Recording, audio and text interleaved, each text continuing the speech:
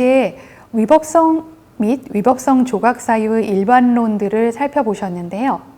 구체적으로 형법에 규정된 위법성 조각 사유 중에서 대표적인 위법성 조각 사유들에 대해서 알아보겠습니다. 첫 번째는 형법 20조에 규정된 정당행위입니다. 형법 20조에는 법령에 의한 행위 또는 업무로 인한 행위, 기타 사회상규에 위배되지 아니하는 행위는 벌하지 아니한다 라고 규정되어 있는데요. 이것을 정당행위라고 하고 위법성 조각 사유 중에 첫 번째로 나오고 있습니다. 이 20조에 대해서 물론 일부 견해에서는 구성요건 해당성 자체를 배제하는 사유로 봐야 된다라고 보고도 있지만 다수설은 사회상규라는 것을 위법성 판단의 일반적인 기준으로 보고 사회상규는 동시에 위법성 조각의 한계로서의 성격을 가진다라고 이해하고 있고 따라서 20조는 위법성 조각 사유에 해당한다라고 보고 있습니다.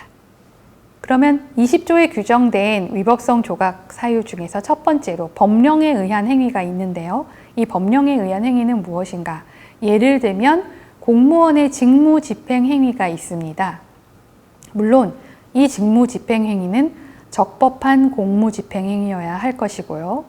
또 그 직무 집행 행위가 내용적으로 살펴보았을 때도 그 직무의 사항적, 시간적, 장소적인 관할 범위 내에 있어야 합니다.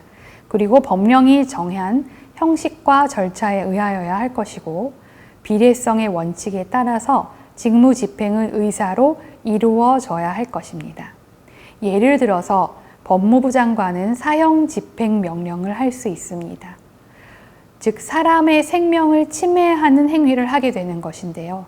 이 사형 집행 명령은 법령에 의한 행위이기 때문에 여기에 해당하게 됩니다.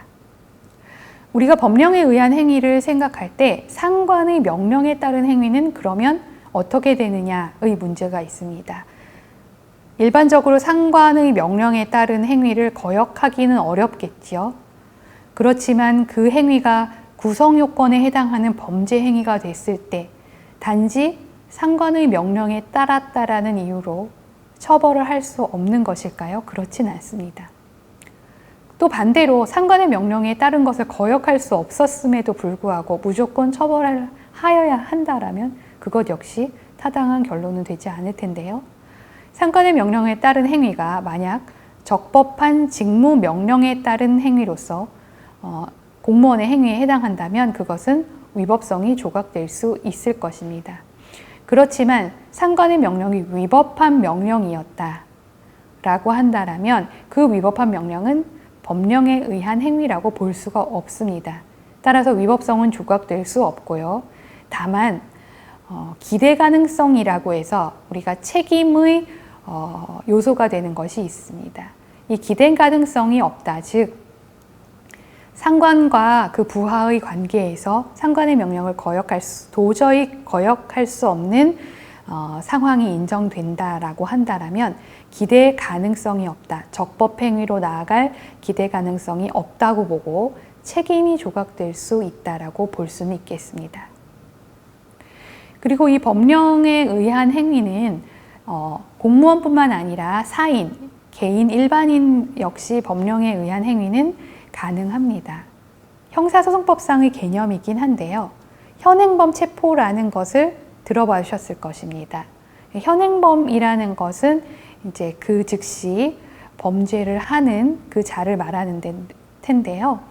이 현행범인은 형사소송법에서 누구든지 영장 없이 체포할 수 있게 돼 있습니다. 그 이유는 이해가 잘 되실 텐데요. 범죄 현장에서 범행을 한 즉시, 직후의 범인에 대해서 영장을 요구한다거나 아니면 체포할 권한이 별도로 있을 것을 요구한다면 범죄자를 잡기 어렵겠죠. 여기서 현행범인은 누구든지 영장 없이 체포할 수 있고요. 그 대신 이제 현행범을 체포한 직후에는 그 수사 권한을 가진 검사나 사법경찰관리에게 인도를 하도록 하고 있습니다. 그래서 이와 같은 사인의 법령에 의한 행위의 예처럼 사인이 현행범을 체포했다라고 하면 그 체포 행위 자체가 구성 요건에 해당한다라고 하더라도 이것은 법령에 의한 행위로서 위법성이 조각되는 행위라고 볼 수 있겠습니다. 또한 사인의 법령에 의한 행위로서 모자보건법상의 임신중절 행위나 장기 등 이식에 관한 법률에 의한 장기 적출 행위를 들 수 있겠습니다. 이 모두 형법상 범죄 행위의 구성 요건에 해당할 수 있는 행위들인데요. 모자보건법이라든지 장기 등 이식에 관한 법률에 정한 요건에 엄격하게 충족을 하게 되면 그 행위들은 위법성이 조각되게 됩니다. 또 하나로 징계행위의 문제가 있는데요. 이 징계행위라는 것은 학생에 대한 체벌 등의 징계를 말하는 것입니다. 이러한 것들에 대해서 판례의 태도는 만약에 그것이 학생의 잘못된 언행을 교정하려는 목적에서 나온 것이었고 다른 교육적 수단으로는 교정이 불가능하였던 경우다. 그리고 그 방법이나 정도에서 사회 통념상 용인될 수 있을 만한 객관적 타당성을 갖추었다라고 한다면 이 역시 법령에 의한 정당행위다라고 판시하고 있습니다. 그렇지만 특히 징계행위, 특히 최근 들어서 체벌행위 같은 경우에는 방금 말씀드린 여러 가지 엄격한 요건에 해당되는지를 매우 엄격히 심사합니다. 그래서 체벌 행위로 인해서 예를 들어 상해의 결과라든지 이러한 결과가 발생했을 때는 과연 교육적 수단을 위한 교정 목적이고 다른 수단으로서 불가능했는지 또 방법이나 정도가 타당했는지를 엄격히 따져서 위법성 조각 여부를 판단하고 위법성 조각을 매우 제한된 범위에서만 인정하고 있는 추세인 것 같습니다. 그리고 두 번째로 업무로 인한 행위가 있습니다. 업무라는 것은 직업 또는 사회생활상의 지위에 기해서 계속적으로 종사하는 사무 또는 사업을 말하는데요. 이 업무로 인한 행위에서 우리가 생각해 볼 수 있는 것은 의사의 치료 행위가 있습니다. 이 의사의 치료 행위에 대해서 다수설이나 판례는 의사의 치료 행위로 인해서 신체를 훼손하는 경우에 상해죄의 구성 요건은 해당하지만 위법성이 조각되는 것이다 라고 하고 있습니다. 업무로 인한 행위라는 것이죠. 그리고 최근에는 이것을 업무로 인한 행위라기보다는 피해자의 승낙에 의한 행위로서 위법성이 조각된다라고 보기도 합니다. 피해자의 승낙, 즉 환자의 의사를 보다 더 중요시하겠다라는 그러한 판단인 것 같습니다. 그리고 또 어떠한 견해는 의사의 치료 행위는 건강을 증진시키기 위한 행위이고 또 환자의 승낙을 받고 의술 법칙에 따라서 행한 수술 같은 경우는 구성요건 자체가 해당되지 않는, 즉 구성요건 해당성을 조각하는 행위다라고 설명하기도 합니다. 업무로 인한 행위 중에 의사 외에도 성직자나 변호사의 직무행위가 있습니다. 성직자의 경우에 직무상 알게 된 타인의 범죄 사실을 고발하지 않더라도 그에 해당하는 구성요건이 있는 범죄들에 있어서 위법성은 조각됩니다. 예를 들면 불고지죄라든지 도주방조죄라든지 이러한 경우에 위법성이 조각되게 됩니다. 물론 그 업무 범위를 초과해서 적극적으로 도주나 은닉한 경우는 위법성이 조각되지 않겠죠. 또 변호사가 법정에서 피고인을 변론하는 과정에서 타인의 명예를 훼손할 만한 사실을 적시했다라고 하더라도 이것은 변론 과정에서 법정에서 업무로 인한 행위이기 때문에 위법성이 조각된다라고 설명하고 있습니다. 그리고 정당 행위에서는 마지막 부분에 기타 사회상규에 위배되지 않는 행위라는 다소 추상적인 정당화 사유를 두고 있는데요. 여기에서 사회상규라는 것은 그 개념이 상당히 다양하게 이해될 수 있겠지만 판례는 이와 같이 설명하고 있습니다. 그 입법 정신에 비추어서 국가 질서의 존중성의 인식을 기초로 한 국민 일반의 건전한 도의감 또는 법질서 전체의 정신이나 그 배후에 놓여있는 사회윤리 내지 사회통념을 사회상규라고 하고 있습니다. 그리고 대법원 판례에서 나타난 사회상규에 위배되지 아니하는 행위인지를 판단하는 기준에 주목할 필요가 있겠는데요. 일단 사회상규에 위배되지 아니하는 행위가 무엇인지는 추상적인 정의에 대해서는 방금 살펴본 바와 같습니다. 그런 다음 어떠한 행위가 사회상규에 위배되지 않는 정당한 행위인지, 그래서 위법성이 조각되는 것인지, 이러한 것에 대해서는 구체적인 사정 안에서 한목적적, 합리적으로 고찰해서 개별적으로 판단해야 된다라고 하고 있습니다. 그리고 예를 들면 구체적으로 봤을 때 첫째는 그 행위의 동기나 목적의 정당성을 살펴본다고 했습니다. 둘째로는 행위의 수단이나 방법의 상당성을 본다고 했습니다. 그리고 셋째로는 보호 이익과 침해 이익 간의 균형을 본다라고 했습니다. 그리고 넷째로는 긴급성, 마지막으로는 보충성 등 요건을 본다고 했습니다.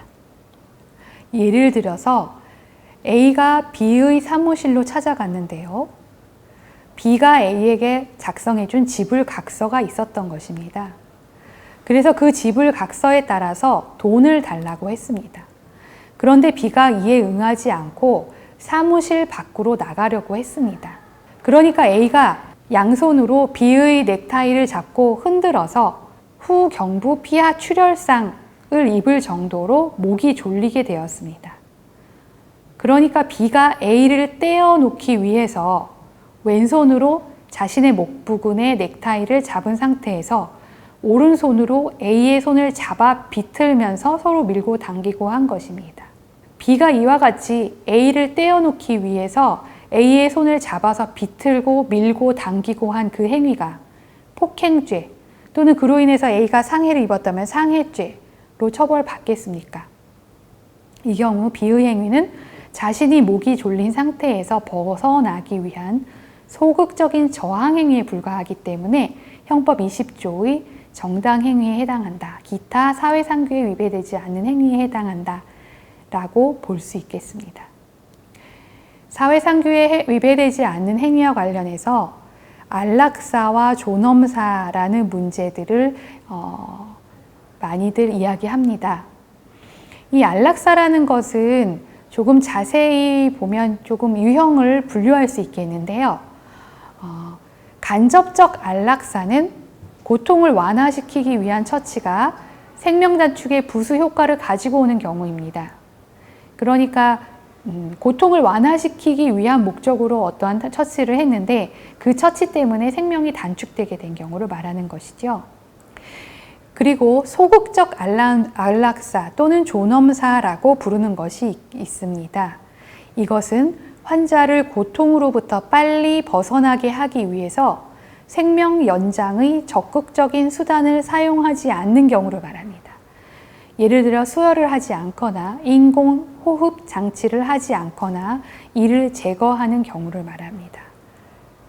최근까지 문제되는 것은 바로 이 소극적 안락사 또는 존엄사에 관한 문제였죠. 그런데 최근 호스피스 완화 의료 및 임종 과정에 있는 환자의 영명 의료 결정에 관한 법률, 이른바 웰다잉법, 존엄사법이라는 것에 입법이 되었습니다. 이 입법에 의하면 연명의료 중단 결정에 대한 요건을 설시하고 있습니다. 즉, 소극적 안락사에서 보게 된 인공호흡장치를 제거한다거나 하지 않는 경우에 대한 법률상의 적법 요건을 설시하고 있었죠.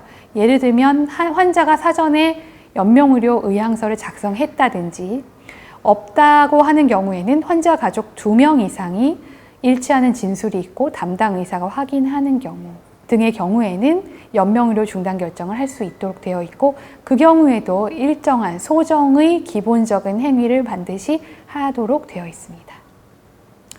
따라서 간접적 안락사라든지 소극적 안락사, 존엄사는 이제는 법령에 의한 행위로서 위법성이 조각될 수 있다라는 것이 학설의 태도들입니다.